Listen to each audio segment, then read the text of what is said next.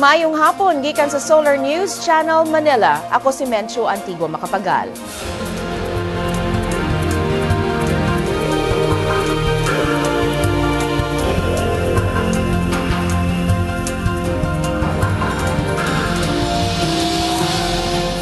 Aniya mga balita alang sa Kabisayan ug Mindanao. Aniya na ang front pages sa mga pamantalaan sa Sugbo. Sa Sunstar Cebu, nakadawat ang kapin 5,000 kapanimalay sa Northern Cebu ug mga GI sheets. Sa Sunstar Super Balita, posibleng ipatuman ang kausaban sa Sinulog Grand Parade kung magpadayon ang pag-ulan. Ug sa Cebu Daily News, headline sab ang paghatag og GI sheets alang sa mga panimalay sa Northern Cebu. Human sa pormal nga pagbukas kagahapon sa Pasalamat Festival sa Pagadian City, sunod-sunod na sab ang mga kalihokan niini, lakip na ang job fair karong adlawa. Si Jong Kajon adunay detalye. Jong? Menjo, gitapukan gilayon sa mga mangita og trabaho ang job fair sa Pagadian City Commercial Center Mall sukat kaganihang buntag. Gipasugdahan kini sa Public Employment Service Office o sa Department of Labor and Employment uban ang mga local o international employment agency. Ikalipay ni Dole Provincial Employment Officer Chief Lourdes Amores ang pagsukip sa siyudad diha sa Pasalamat Festival sa job fair.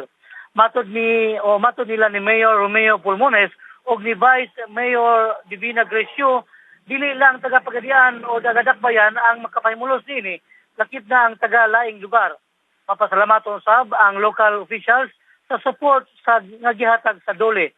Mulungtad sa Biyernes ang job fair, mahinungdan nga na kinigihimo sa C3 Mall alang sa kasayon sa mga job applicants. Mencho?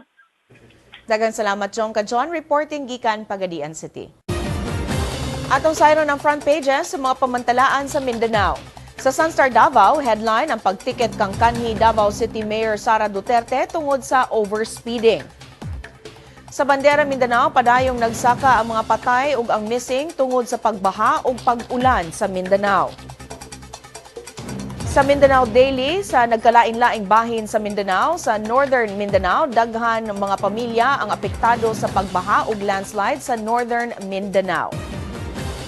Sa Western Mindanao, nag-atubang og kasong kriminal ang tulo ka suspect sa pagpatay sa usa ka school official sa Zamboanga City. Sa Caraga, ana-ana ubos sa state of calamity ang Butuan City. Ug sa Davao, kapin na sa 20,000 ka mga pamilya ang apektado sa pagbaha sa Mindanao. Kung bot ninyo matanaw pag-usabang episode karon sa Solar News Cebuano, i-like ang among Facebook page, Solar News Cebuano. Bisitahi sabang among website, www.solarnews.ph. Alang sa inyong mga sugit o komentaryo, mahimo sa ninyo kining email sa solarnewscebuano@solartv.ph. Ug mao kadto ang Solar News Cebuano hangtod ug mapuhon. Ako si Mencho Antigua Macapagal. Daghang salamat ug pag-amping Kabisayan ug Mindanao.